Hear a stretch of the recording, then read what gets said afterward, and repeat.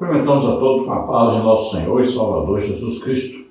Estamos iniciando mais um EBD na TV. Sou o pastor Henrique, moro atualmente em Americana, São Paulo. Se você deseja nos convidar para estarmos aí, entre em contato conosco. Meu telefone e WhatsApp é 99-152-0454. Se você deseja receber os slides que nós usamos aqui e mais estudos escritos sobre a lição, entre em contato conosco.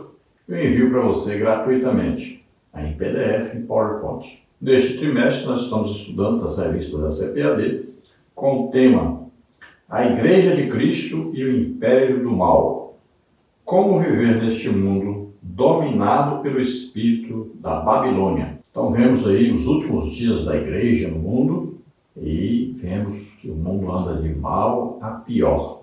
Cada dia se tornam mais imorais, cada dia se tornam mais violentos, cada dia se tornam mais mentirosos. Nós temos como comentarista da CPAD deste trimestre o pastor Douglas Batista, que é pastor presidente da Assembleia de Deus em Brasília. Nós vimos aí na lição passada a igreja diante do espírito da Babilônia. E hoje nós vamos ver a lição 2, a deturpação da doutrina bíblica do pecado. Então hoje nós vamos estudar aí sobre a entrada do pecado do mundo, né? Vamos estudar aí basicamente o que é o pecado. Vamos ver aí algumas teologias falando sobre o pecado, o que eles acham sobre o pecado. Na verdade, deturpam o que é o pecado. E vamos ver que o pecado, as pessoas vão se acostumando com ele. E daí a pouco as pessoas pensam que pecado não é pecado. Já pensa que o certo é errado e pensa que o errado é certo. O texto da lição está em Romanos 3:20. Por isso, nenhuma carne será justificada diante dele pelas obras da lei, porque pela lei vem o conhecimento do pecado. Então veja que pela lei ninguém pode ser justificado, porque nenhum ser humano consegue cumprir toda a lei. Então, quanto mais o homem tenta cumprir a lei, mais ele se torna pecador, mais ele tem conhecimento de que ele é um pecador e que existe uma condenação para ele. E esse foi o grande erro dos judeus. Eles achavam que poderiam cumprir toda a lei e eles tentavam serem justificados diante de Deus através do cumprimento da lei. Mas nós sabemos, Abraão foi justificado pela fé. E nós, todos nós, também somos justificados pela fé. Olha lá, pela graça sois salvos. O que é graça? É Jesus Cristo, Filho de Deus, vindo à terra, nascendo como homem, vivendo como homem, tomando sobre ele os nossos pecados, doenças, enfermidades, maldições, as maldições que vinham da lei. Tudo isso ele tomou sobre ele, morreu em nosso lugar e ressuscitou. Isso aí é a graça de Deus. A graça de Deus se manifestou, trazendo salvação. Então veja só, Jesus e o seu sacrifício na cruz é a graça de Deus. Agora, como é que nós adentramos a esta graça? Como é que nós vamos ser salvos? Porque é pela graça que somos salvos. Então aí diz, olha, mediante a fé. Então temos que ouvir a pregação do Evangelho falando desta graça, né, desse sacrifício de Jesus, crermos, confessarmos nosso pecado, nos arrependermos, cremos então que Jesus morreu em nosso lugar e ressuscitou. Aí nós somos salvos. Então é preciso fé. A justificação só vem através da fé. E fé não é obra. Nós estamos acreditando numa coisa que outrem fez. Estamos acreditando naquilo que Jesus fez por nós. Então, fé não é obra. E essa graça de Deus, essa salvação através de Jesus, não vem de nós, não vem das obras que nós fazemos. Então, vem de Deus. Foi Deus que enviou Jesus para nos salvar. Então, é um dom de Deus, a graça.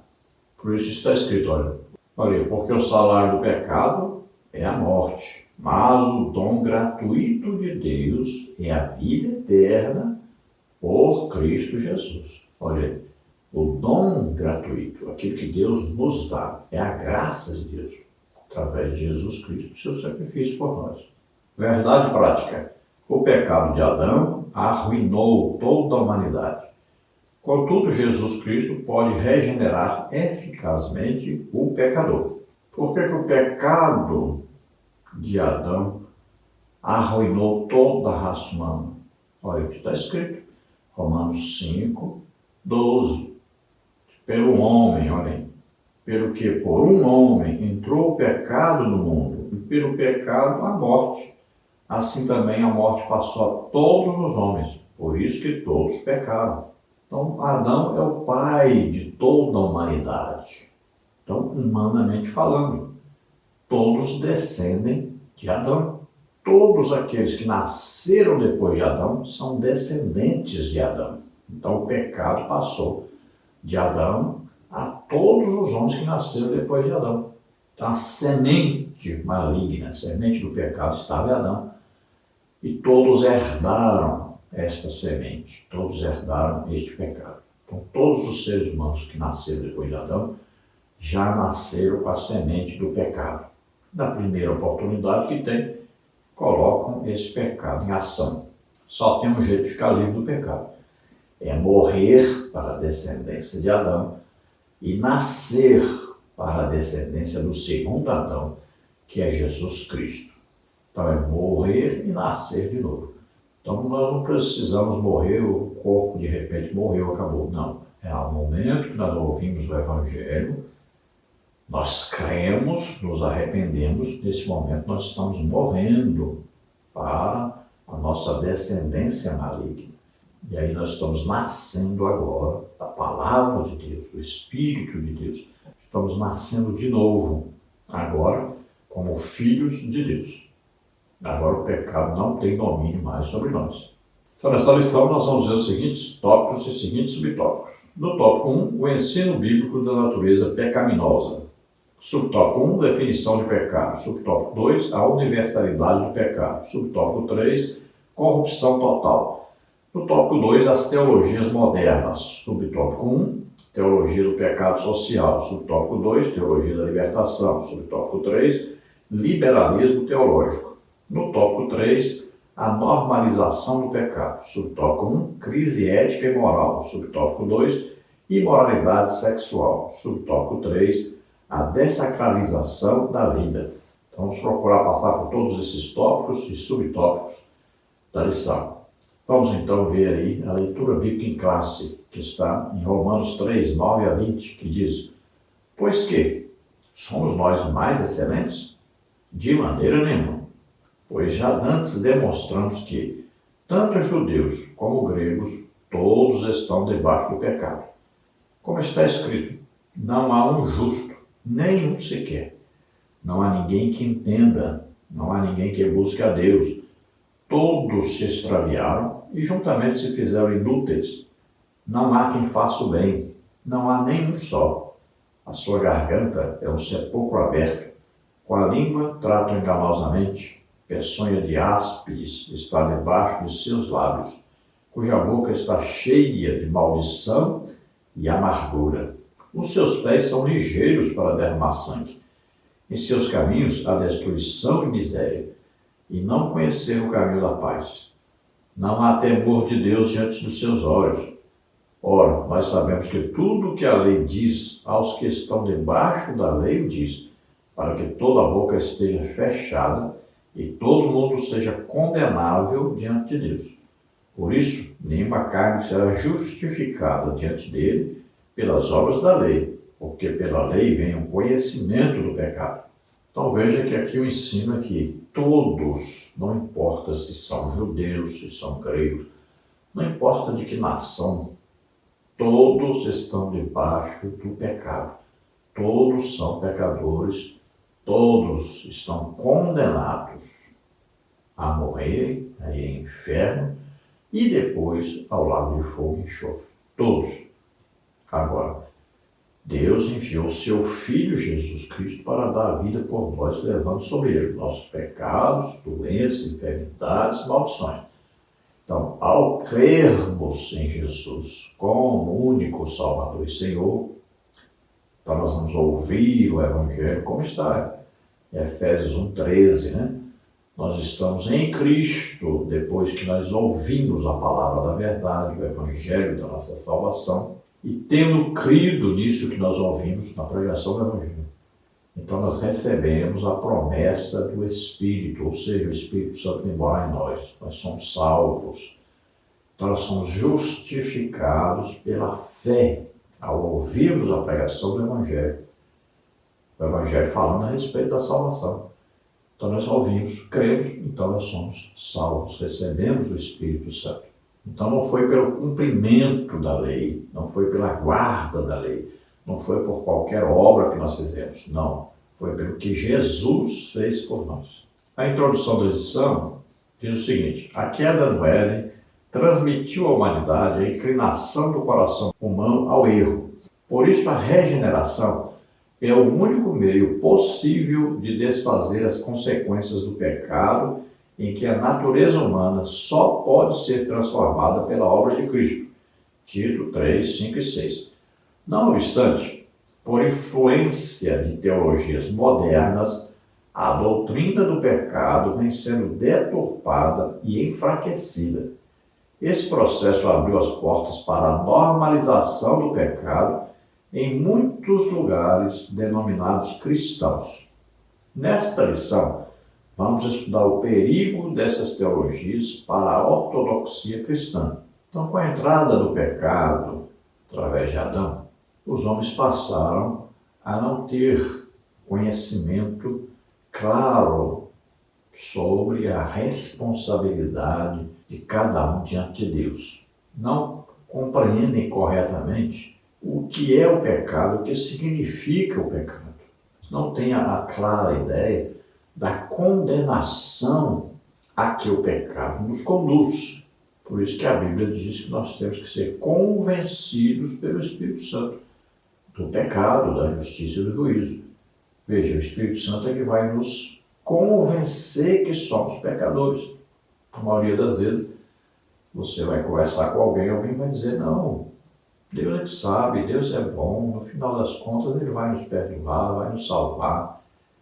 É a mesma conversa que os judeus tinham quando o profeta Jeremias dizia para eles que Deus ia destruir tudo e os exércitos babilônicos iriam destruir Jerusalém, iam destruir o templo, que ia levar os cativos. E eles diziam, não, Deus colocou o templo aqui, você acha que ele vai destruir? Você acha mesmo que ele vai matar o seu próprio povo? É a mesma coisa. Então as pessoas acham que está tudo bem, que vai acabar tudo bem e querem viver no pecado, na prática do pecado. Então a pessoa só pode ser salva se houver uma operação do Espírito Santo de convencimento de que o homem está em pecado. Quando acontece isso? Quando ele ouve o Evangelho e ele crê no Evangelho. Ele crê que Jesus morreu em seu lugar. Aí então o Espírito Santo vem convencendo de que ele está em pecado e que ele está condenado. Então ele se arrepende na mesma hora. É uma operação que o Espírito Santo vai fazer de convencimento. Aí ele percebe que está em pecado, que está perdido, que está condenado. Então imediatamente ele pede perdão. Pode ver, toda pessoa que ouve o Evangelho, que ele vai lá e diz que quer aceitar Jesus, neste momento ele começa a pedir perdão a Deus pelos seus pecados. Ele se arrepende dos seus pecados. Ali ele está morrendo para o pecado, para a descendência de Adão, para a vida velha. E está nascendo de novo agora como filho de Deus, agora totalmente perdoado pelos seus pecados. É a santificação que nós chamamos posicional. Neste momento ele é santo, ele está totalmente perdoado. Ele começa uma vida nova agora com Deus. Então, para esses que não se arrependem, né, desses que não querem ouvir a palavra de Deus, ou que ouvem e debocham, né, esses aí, eles criam doutrinas, eles criam teologias, e para esses que querem viver na prática do pecado, mesmo dizendo-se cristãos, então eles vão criando doutrinas, vão criando teologias que apoiem no seu pecado. Olha, existe aí uma teologia, por exemplo, que diz, uma vez salvo, salvo para sempre. Mesmo que você esteja vivendo na prática do pecado. Então, esta é uma teologia criada para aqueles que querem viver o pecado. Então, eles querem uma teologia que apoie o pecado. E eles, então, pensam que está tudo bem, que vão ser salvos mesmo vivendo na prática do pecado. Aí estão bebendo bebida alcoólica, às vezes estão em adultério e outros pecados mais. Aí acha assim, não, nós podemos viver assim, estamos salvos. Tem a outra teologia que diz aí, ó, as pessoas antes mesmo do mundo ser criado, então Deus já escolheu quem vai ser salvo e quem vai para o inferno. Veja só que teologia mais absurda. Eles acreditam que Deus já separou, olha, esses aqui foram criados para serem salvos. E esses aqui foram criados para serem condenados, para ir para o inferno. Então eles pensam assim. Aí, como eles se converteram, como eles estão na igreja, aí eles dizem assim, pronto, nós somos escolhidos, podemos viver da maneira que quisermos, porque já somos escolhidos. Agora podemos errar, pecar, não precisamos nos esforçar, não precisamos combater o pecado, não precisamos de santificação. Olha, são teologias, né, modernas. Outras dizem, não, se nós aí estivermos ajudando as pessoas, né, que são pobres, dando esmolas, se nós estivermos frequentando a igreja, nós vamos ser salvos. Então, bom, existem várias teologias e nós vamos ver algumas delas nesta lição. Então, são teologias contrárias à palavra de Deus, mas que misturadas com a teologia ortodoxa, enganam essas pessoas e elas pensam que está tudo bem e vivem ainda combatendo aqueles que praticam a verdadeira teologia, a verdadeira palavra de Deus. No tópico 1, definição de pecado. Dentre os termos para pecado, destacamos o substantivo hebraico chatá, cuja raiz significa errar o alvo, Gênesis 4, 7. E o seu correspondente grego, amartia, que possui conotação de erro moral, 2 de Pedro 2, 13 e 14. Assim, a Bíblia define pecado como a transgressão da lei de Deus, 1 de João 3, 4. A palavra abrange não apenas errar o alvo, mas deliberadamente acertar o alvo errado. Trata-se de rebelião e desobediência contra Deus e a sua palavra. 1 livro de Samuel 15, 22 e 23. Além disso, o pecado afasta o homem de Deus, fazendo-o pecar contra o próximo. 1 João 1, 6 e 7. E por se omitir em fazer o bem. Tiago 4, 17. Portanto, o pecado é a condição do homem não regenerado e só pode ser expelido por meio do novo nascimento, como está em João 3, 3 a 7. Essa reconciliação do homem com Deus só é possível em Cristo Jesus, 2 Coríntios 5, 19. Então, o pecado é errar o alvo, é um erro moral, é uma insistência no mal, é a transgressão da palavra de Deus, da lei de Deus, é obedecer à natureza pecaminosa que veio lá de Adão, é rebelião e desobediência a Deus. Tudo isso deliberadamente. A pessoa faz uma coisa errada, imediatamente sabe que é errado, dá um remorso, mas a pessoa volta a fazer novamente. Então, olha só, é uma insistência no erro. E para ficar livre do pecado, então a pessoa tem que morrer e nascer de novo. E isso acontece ao ouvir o Evangelho e crer no Evangelho. Então a pessoa se arrepende do seu pecado e agora começa uma vida nova com Deus, agora com o Espírito Santo morando nele. Aí o novo nascimento. Só tem esse jeito de ficar livre do pecado. No subtópico 2, a universalidade do pecado. O ser humano foi criado em estado de inocência, sem pecado, perfeito, Eclesiastes 7, 29, e dotado de livre-arbítrio, Gênesis 2, 16 e 17. Porém, primeiro homem escolheu desobedecer a Deus e a sua queda corrompeu toda a humanidade. Gênesis 3, 9 a 19. O pecado de Adão foi transmitido a toda a raça humana. Romanos 5, 12. Assim, a partir da queda, todos os seres humanos nascem em pecado. Salmos 51, 5. Portanto, o pecado não é passado adiante meramente pela força do mau exemplo, mas é um mal inerente à natureza humana. Romanos 7, 14 a 24. Em consequência disso, todo ser humano está debaixo da escravidão do pecado e da condenação da morte. Romanos 3, 23, 6, 23. Apesar de corrompida pelo pecado, a natureza humana pode ser eficazmente regenerada pela fé em Cristo. Romanos 3, 24, 2 Coríntios 5, 17. Então, o ser humano, o primeiro ser humano, Adão, foi criado à imagem e semelhança de Deus, foi criado sem pecado, inocente, perfeito, mas tinha também o livre-arbítrio. Foi-lhe dada a opção de obedecer ou desobedecer. Ali no meio do jardim tinha duas árvores. Uma árvore do conhecimento do bem e do mal e uma árvore da vida. Veja bem, se a ordem foi dada para ele não comer da árvore do conhecimento do bem e do mal, se ele não comesse da árvore do conhecimento do bem e do mal, ele poderia comer da árvore da vida e viver eternamente. Mas ele desobedeceu, ele escolheu por livre vontade, livre arbítrio, ele escolheu desobedecer. Então o pecado entrou no mundo através de Adão.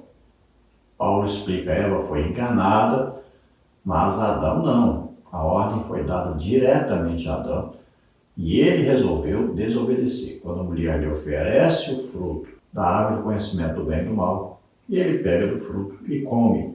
Então o pecado entra no homem agora. E todos os seres humanos que vão nascer daí para frente, eles têm a semente de Adão em si. É Adão que tem a semente. A mulher, ela recebe a semente para que a vida seja gerada, mas a semente vem do homem. Então, o pecado está agora na semente do homem. E todos os seres humanos que nascem depois de Adão, nascem descendentes de Adão, portanto, herdeiros da semente do pecado que estava em Adão. É como se você colocasse um ninho de águia para uma galinha chocar junto com seus ovos. Quando nascerem ali os pintinhos, e também vai nascer uma águiazinha, ela vai andar no terreiro junto com as outras. Só que um dia ela vai subir no lugarzinho mais alto, vai bater as asas e vai descobrir que pode voar. Porque a semente que está nela é de águia, não é de galinha.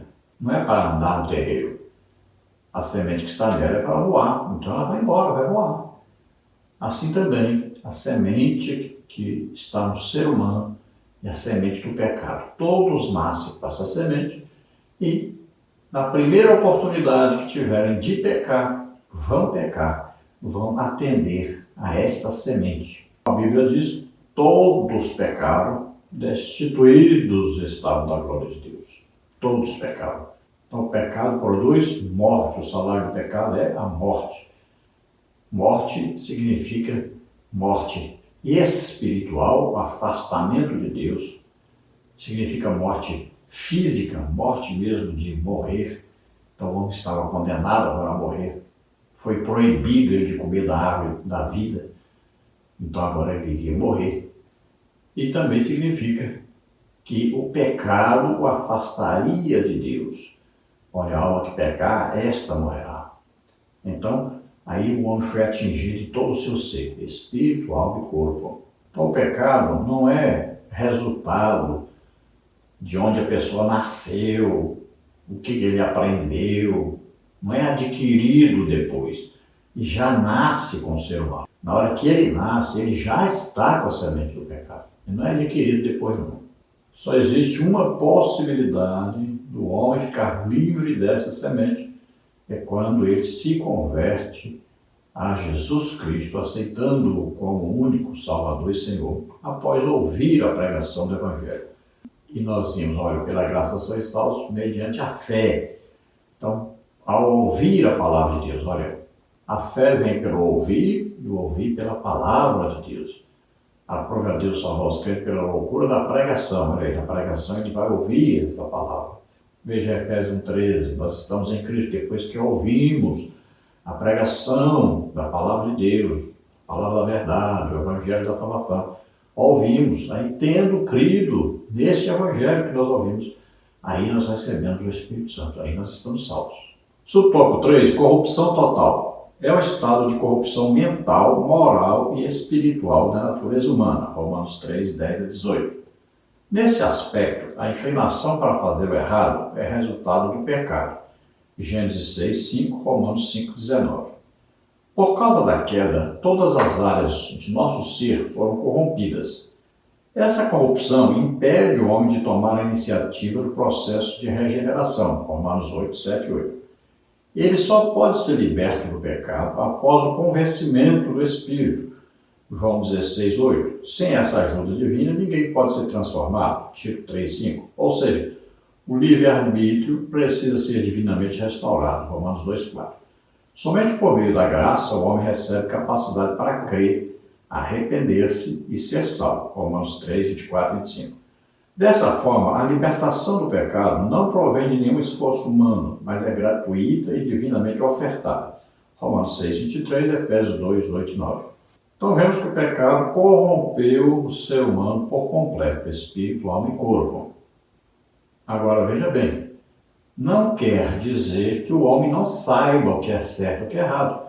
Porque está aí em Gênesis, escrito aí, Deus disse, o homem agora é como um de nós, sabendo a diferença, sabendo agora o que é bem e o que é mal, o que é bom, o que é ruim, o que é certo e o que é errado. Então o homem passou a discernir agora o que é certo e o que é errado. Então ele vai escolher pecar, mas não quer dizer que ele nunca vai fazer coisa boa. Claro que sim. Nós vemos o exemplo bíblico, né? Cornélio, por exemplo, era uma excelente pessoa, mas não era salvo ainda. Vamos ver aí Lídia, uma excelente pessoa, mas não era salva ainda. E assim nós vemos milhões de exemplos na humanidade. Tem pessoas que deixam tudo para cuidar de pobres, né? Para ajudar as pessoas, né? Para socorrer as pessoas. Tem pessoas muito boas, só que não são salvas. Porque para a salvação não tem nada a ver com as obras, não é o que nós fazemos que nos conduz à salvação. Mas nós somos salvos por causa de Jesus, pelo que Jesus fez por nós. Então, para haver salvação, é preciso ouvir o Evangelho e crer no Evangelho. É preciso ter fé, nós somos justificados pela fé, não é pelas obras, não é pelo que nós fazemos. Então nós podemos fazer coisas boas a vida inteira e mesmo assim não sermos salvos. Então é quando ouvimos a pregação do Evangelho e cremos nesta pregação, falando de Jesus como nosso Salvador, falando da obra salvífica de Jesus. Aí nós cremos. Agora é preciso entrar uma ação do Espírito Santo de convencimento que nós estamos em pecado. Então nós imediatamente nos arrependemos do nosso pecado. Aí somos salvos, aí recebemos o Espírito Santo que vem morar em nós. Aí começamos uma nova vida. Ter fé não quer dizer ter obras. A fé é crer naquilo que outrem fez por nós, é crer naquilo que Jesus fez por nós. Então tome cuidado para não confundir as coisas aí. Então, Efésios 2, 8 e 9 está falando para nós, olha aí, pela graça nós somos salvos. O que é graça? Põe isso em mente, graça é Jesus vindo à terra, nascendo como homem, vivendo como homem, levando sobre ele os nossos pecados, doenças, enfermidades, maldições, tudo que nos era contrário. Levou sobre ele, morreu em nosso lugar na cruz e ressuscitou. Ele venceu a morte, venceu o pecado. Ele ressuscitou. Esta obra que Jesus realizou, esta obra é a graça. Então, ele fez tudo para que nós pudéssemos sermos salvos. Nós só precisamos fazer o quê? Acreditar nisso. Então, veja, mediante a fé, nós somos justificados pela fé. Então, aprenda isso, isso é muito importante, porque o que estão ensinando por aí é uma doutrina contrária à palavra de Deus. Estão querendo colocar a culpa em Deus pelo homem não ser salvo. Ah, por que você não foi salvo? Porque Deus não me deu a fé para crer na salvação. Então não fui salvo. Olha só, então a culpa é de Deus. Então tome cuidado com esse negócio aí de ser uma operação de Deus no ser humano para que ele seja salvo. Não. Jesus fez tudo para nós sermos salvos. Agora nós precisamos só acreditar nisso para sermos salvos. Aí a fé é do ser humano. Cuidado aí para não confundir as coisas. Efésios 2, 8, 9, é isso que está dizendo. O que não veio de nós é a graça de Deus, não é a fé. A fé é do ser humano. Jesus disse que o ser humano um tem fé, outro tem pouca fé, outro não tem nenhuma fé, outro tem fé em abundância. A fé tem tamanho. É exigido de nós a fé. Nós somos justificados pela fé. Olha lá, Abraão foi justificado pela fé, ele creu. Deus falou com ele, ele creu e obedeceu. Jesus disse que o evangelho foi pregado a Abraão. Olha aí, quando ele oferece o seu filho, né, e ele crê que vai lá, mata o seu filho vai ser ressuscitado por Deus, e Deus vai colocar o seu filho no lugar do seu filho, porque ele tinha uma aliança com Deus. Isso aí é evangelho. Tópico 2. As teologias modernas. Subtópico 1. Teologia do pecado social. A tese do pecado social remonta aos concílios católicos de Medellín, 1968, Colômbia, e Puebla, 1979, México. Essa tese defende que o pecado é algo que se constrói por meio de estruturas opressoras, tais como a pobreza, a injustiça e a desigualdade. Dessa maneira, a redenção do pecado não se restringe a um aspecto espiritual, sendo preciso tratar as questões sociais. O pecado deixa de ser tratado no nível da moral e passa a ser considerado no nível econômico e social. A mudança de ênfase do pecado original, natureza humana, para o pecado social, estrutural, enfraquece a responsabilidade moral do pecador.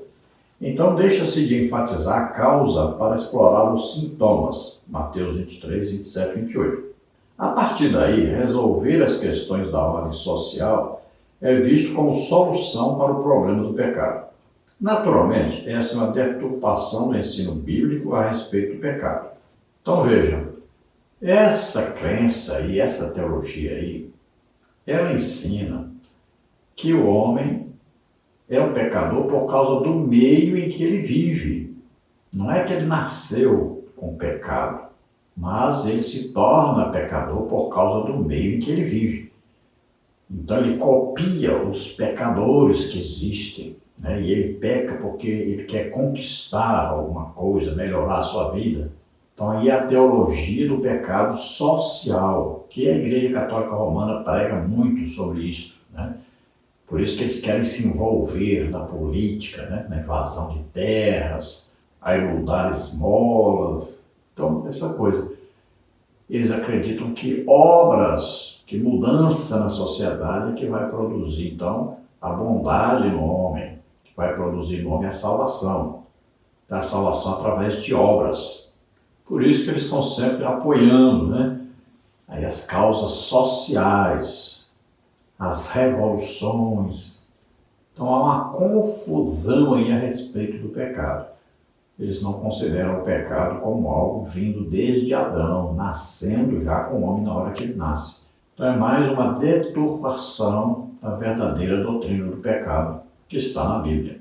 Subtópico 2, teologia da libertação. A teologia da libertação tem afinidade com as ideias socialistas de Karl Marx.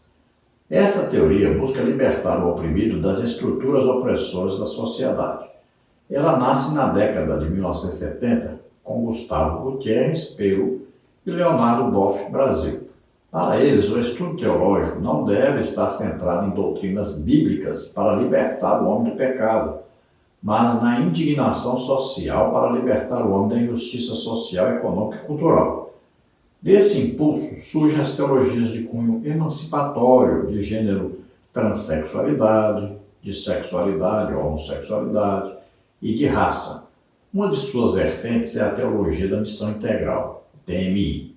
O grande impacto dessas influências é que a fé cristã é reduzida à militância política, socialista e marxista.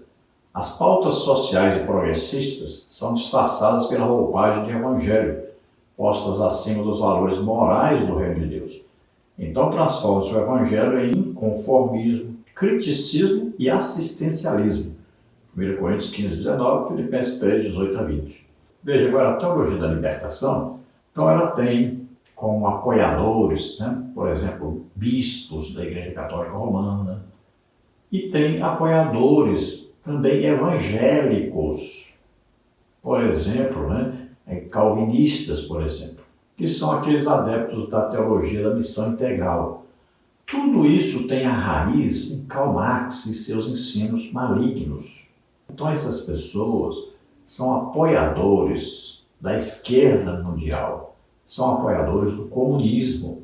Então eles acham que o conserto para o pecado é corrigir as diferenças sociais. Então eles vão colocar aqueles líderes acima de todos e todos os outros serão iguais. Eles querem acabar com a classe média.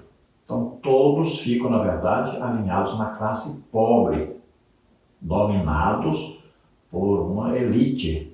Então veja que o evangelho para essas pessoas passa a ser uma militância política, social, tudo dentro dos ensinos de Karl Marx.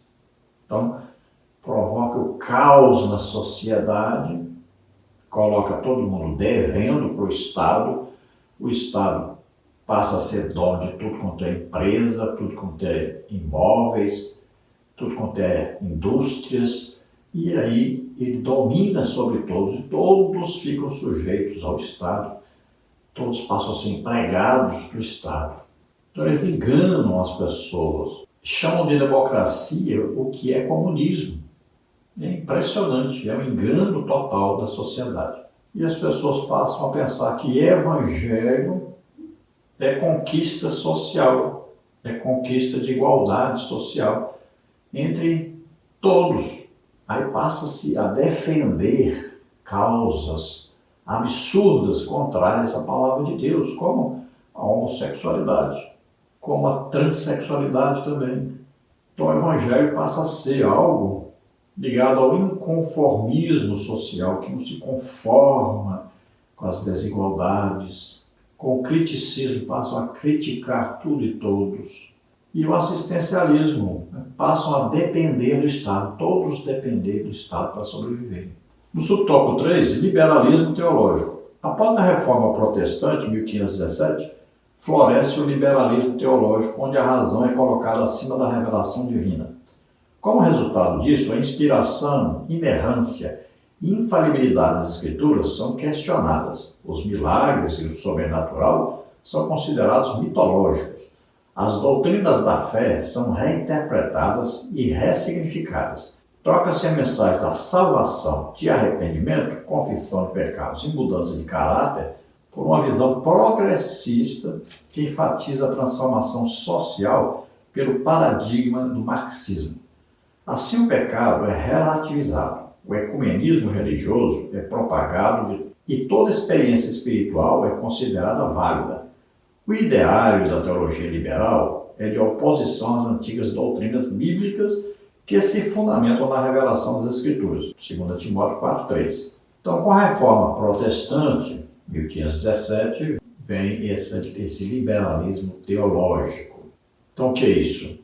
É o abandono das doutrinas básicas bíblicas para que interpretações sejam aceitas. Então, essas interpretações não são submissas ao Espírito Santo, mas são homens inteligentes, com formação acadêmica, que passam a dominar as religiões. e cada um tem a sua interpretação.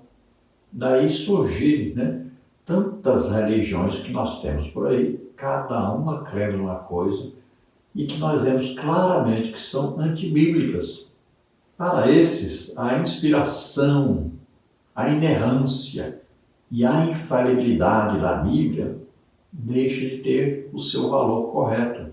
Pouco importa aí a inspiração do Espírito Santo, pouco importa as revelações do Espírito Santo. Aí passa também pouco a importar os milagres, as manifestações dos dons do Espírito Santo. Para eles isso é coisa do passado e qualquer um que tiver alguma manifestação milagrosa, não importa se é no espiritismo, não importa se é no catolicismo, não importa onde for, tudo é válido, todas as religiões são aceitas. Tudo isso para eles é uma mitologia, essas manifestações. É como se fosse uma grande maçonaria, onde qualquer religião é aceita, qualquer crença é aceita. Tudo é escondido, só sabem a verdade realmente, ao erro que estão realmente, aqueles que são os superiores aos outros. Então, no grau máximo é que se conhece realmente o que é a idolatria ali presente, o pecado ali reinante. Quem está abaixo nem percebe, vive cada um na sua religião, praticando do jeito que quer. Então importa que as pessoas se tratem bem, se respeitem, Tudo tem a ver com o marxismo. E eles pregam o relativismo, ou seja, se você fizer o errado, o pecado, mas que isso traga bem à sociedade, não tem problema, o que importa é o resultado. Eles pregam o ecumenismo, então a união de todas as religiões, o respeito a todas as religiões, e não gostam da pregação legítima do Evangelho, que vai trazer divisão na sociedade. Então, na verdade, ela é contrária ao legítimo Evangelho, que está contido na Palavra de Deus, a Bíblia. Tópico 3, a normalização do pecado. Subtópico 1, crise ética e moral. Em termos gerais, os valores que regulam a conduta de uma pessoa denominam-se ética, 1 de Pedro 1,15. E a prática dessa conduta recebe o nome de moral. Nessa concepção, a obediência aos princípios bíblicos reflete o caráter de um cristão, Romanos 12,2. Porém, o conceito deturpado e relativizado do pecado resulta em desvio e falha de caráter, 2 Timóteo 3,5. Desse modo, a sociedade deixa de ser eticamente sólida e se torna moralmente desajustada, como está em Abacuque 1,4. Dessa crise de integridade irrompe ações incompatíveis com a fé bíblica, Romanos 2, 21 e 22. Temas progressistas violam a ética e a moral bíblicas e passam a ser normalizados, tais como a imoralidade sexual, o aborto, o uso de drogas ilícitas, 1 livro de Samuel 2,6, Romanos 1,27, 1 Coríntios 6, 15 e 19. Então nós sabemos que a ética é um conjunto de normas que indicam aí como que a pessoa deve viver na sociedade em que ele está contido. Então são esses valores que estão. Nós, cristãos, temos os valores bíblicos, ali que nós aprendemos o que é certo e o que é errado. A prática, então, dessas normas, desses conceitos, é denominada, então, moral. Então existe a parte teórica, que é a ética, e a parte prática, que é a moral. Então, o que define um cristão? Aquilo que ele acredita ser correto, baseado na Bíblia, então os valores bíblicos, e a sua prática disso que está na Bíblia. Não é só falar, não é só ter a teoria, ele tem que praticar aquilo que ele acredita que é correto, que está na Bíblia. Então, isso aí é a prática de vida cristã. É o caráter cristão. Agora, as pessoas que não adotam a Bíblia como livro de regra, de fé, de prática na sua vida, então elas relativizam tudo. Então, olha para o resultado. Então, se eles mentiram, mas isso trouxe proveito, trouxe lucro, não tem problema. se estão vivendo na homossexualidade, na transexualidade, se estão vivendo nas drogas, nas bebidas, no cigarro, nos vícios, mas isso não está incomodando, não está prejudicando ninguém, não tem problema. Para eles é assim. Então é uma sociedade moralmente desajustada. E dessa falta de integridade, aí vem os problemas terríveis que surgem, né? Que aí são assassinatos, né? Aí vem tragédias e mais tragédias que vão ocorrendo, mas as pessoas procuram sempre uma explicação que não vá contra a sua religião, a sua maneira de acreditar. Então a imoralidade sexual, o aborto, aí o uso de drogas ilícitas, a prostituição, os adultérios, né? Tudo isso passa a ser normal nessa sociedade.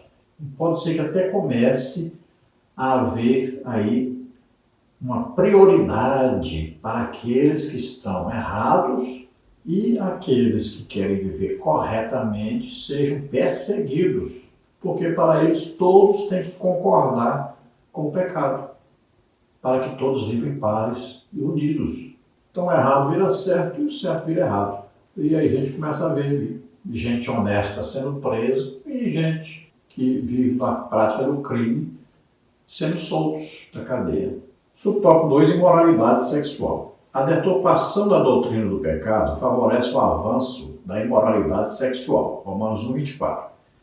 Em defesa da liberdade de decisão sobre o corpo, banaliza-se o sexo pré-conjugal, extraconjugal, normaliza-se a homossexualidade, Romanos 1:26-27, e a doutrina da castidade é vista como opressora, Romanos 6:12.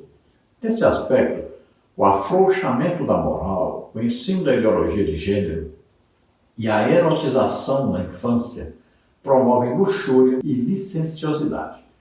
O pecado é tolerado, a família é desconstruída e a doutrina da santidade é negligenciada, Hebreus 13:4. Então veja que na área sexual há uma deturpação terrível, a imoralidade toma conta da sociedade, e aí vem os ensinos para que toda a sociedade seja desconstruída na área sexual. Ao invés de se defender a castidade, ou seja, que as pessoas se casem sendo virgens, há um estímulo à prática do sexo antes do casamento. Ao invés de se ensinar que é pecado fazer sexo antes do casamento, se faz o quê? Se libera camisinhas para todo mundo, pílulas, para incentivar o sexo, mas eles dizem o sexo seguro. Fazendo isso, vocês não vão ter filhos antes da hora. Aí vem o ensino sobre o sexo extraconjugal. Aí você vai ver artistas, né, de novelas, de filmes, pessoas famosas na sociedade, todas que têm relações sexuais extraconjugais, fora do casamento. Ao invés de se ensinar que isso é pecado, que é adultério, prostituição, não. Se facilita a separação conjugal. O casamento pode ser desfeito até pela internet. Então vão se liberando as coisas, né? Então acham bonito isso, acham natural, normal. O casamento perde totalmente o seu valor. E tudo isso até dentro da igreja, que é dita evangélica, cristã, passa a ser normal. Pessoas que vivem em adultério, pessoas que casam, se separam, casam de novo, separam, passa a ser normal.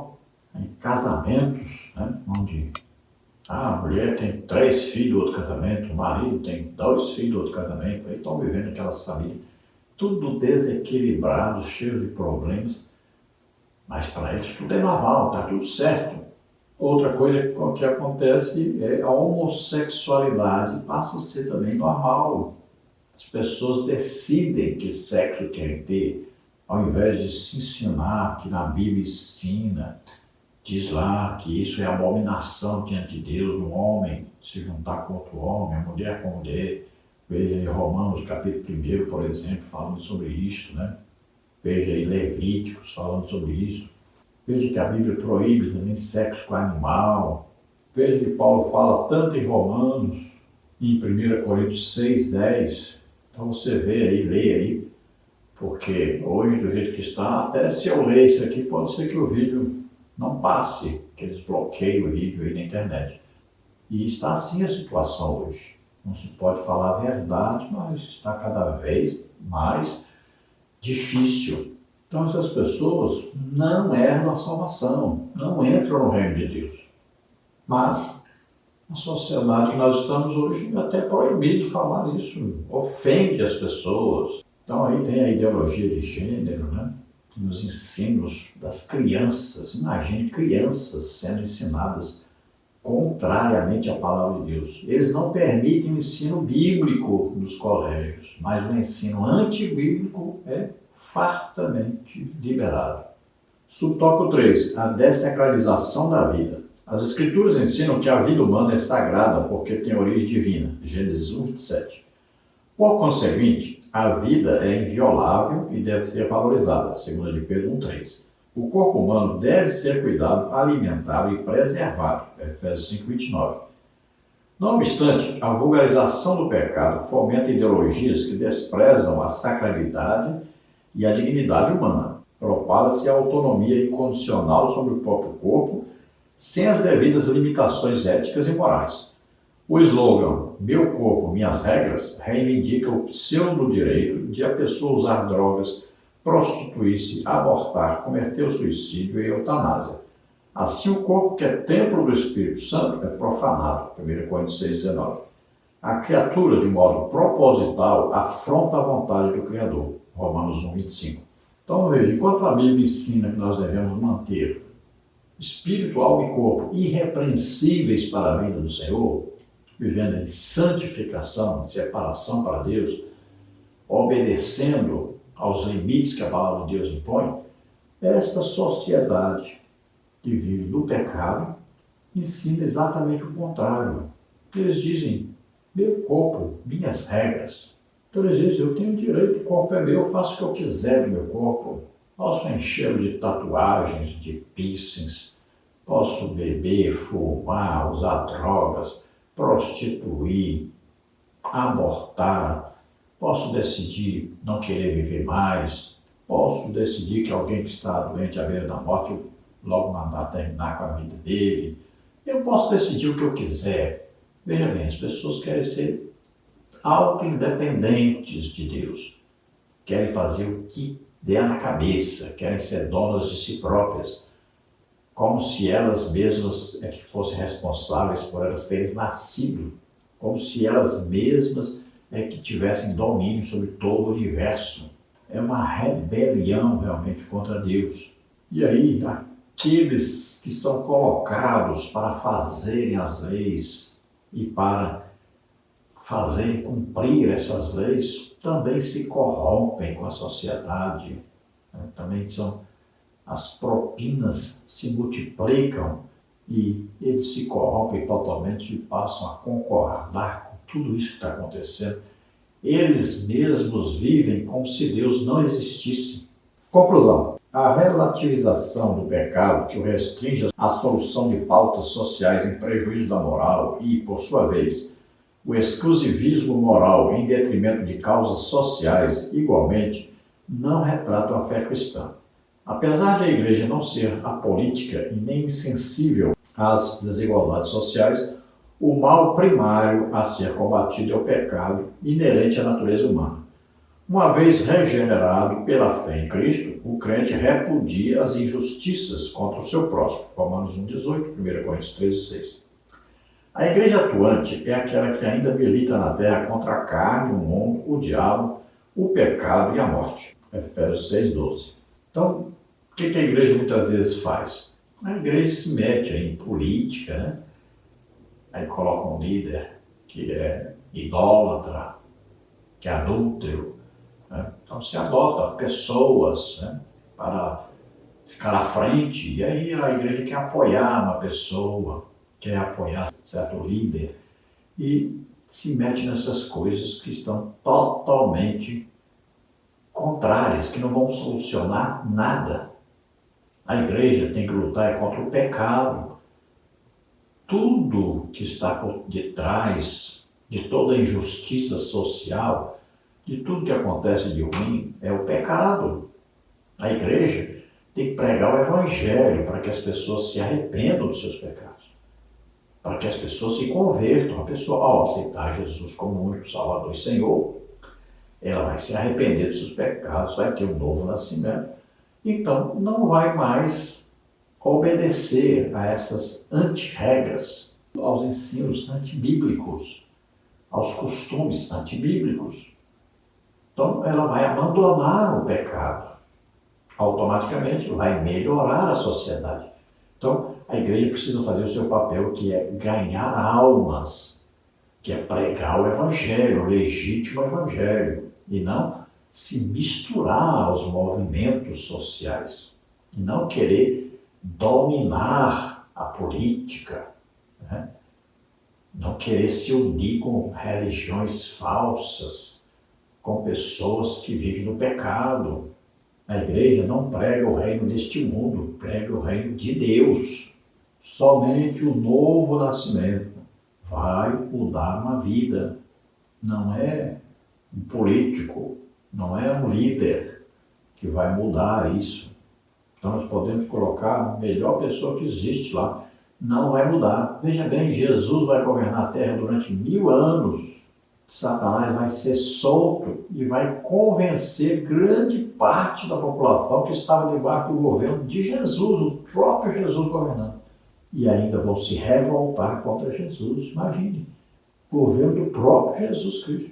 Porque é o pecado que traz todas essas coisas, que traz aí a rebelião contra Deus, a desobediência dos preceitos bíblicos, dos ensinos bíblicos. Então, nesse trimestre, nós vamos aí estudar várias coisas ainda, né? Estamos estudando aí, olha bem. Vimos na primeira lição o espírito babilônico, estamos vendo aí o relativismo, o ecumenismo, humanismo, sincretismo, materialismo, patrulhamento ideológico, estamos vendo aí o politicamente correto, nova cultura, consumismo, tudo isso aí nós vamos estudar durante esse trimestre. E aí você vai começar a enxergar que nós estamos vivendo uma sociedade com tudo isso presente e atuante. Então isso deve provocar em nós uma necessidade de pregarmos o Evangelho, de ganharmos mais almas para livrarmos essas pessoas de serem condenadas ao inferno. Vamos orar agora. Você ouvindo essa palavra, você crê que Jesus Cristo, Filho de Deus, veio ao mundo como homem, levou sobre ele nossos pecados, doenças, enfermidades, maldições, tudo que nos era contrário, ele levou sobre ele, morreu em nosso lugar e ressuscitou. Se você crê nisso, se você quer começar uma vida nova com Deus agora, então vamos orar agora. Você crê nisso? Então o Espírito Santo agora te convence do pecado, da justiça, do juízo, e você começa uma vida nova, você vai receber o Espírito Santo agora. Se você está doente ou está enfermo, receba agora a cura em nome de Jesus. Vamos orar. No finalzinho eu tenho um recado para você. Você espere um pouquinho mais. Vamos orar. Pai, em nome de Jesus, toca, Senhor, essas vidas agora. Senhor, recebe por filhos aqueles que se chegam a Ti, que agora se arrependem de seus pecados. Eles estão crendo agora que Jesus Cristo, Teu Filho, veio como homem, viveu como homem, levou sobre os nossos pecados, doenças, enfermidades, maldições. Naquela cruz, Ele morreu em nosso lugar e Ele ressuscitou. Regradas sorvendo. Aigete orfare cantará na cruz de diversidade. Restaura, Senhor, essas vidas. Senhor, dá-lhes agora um novo nascimento para uma vida nova contigo.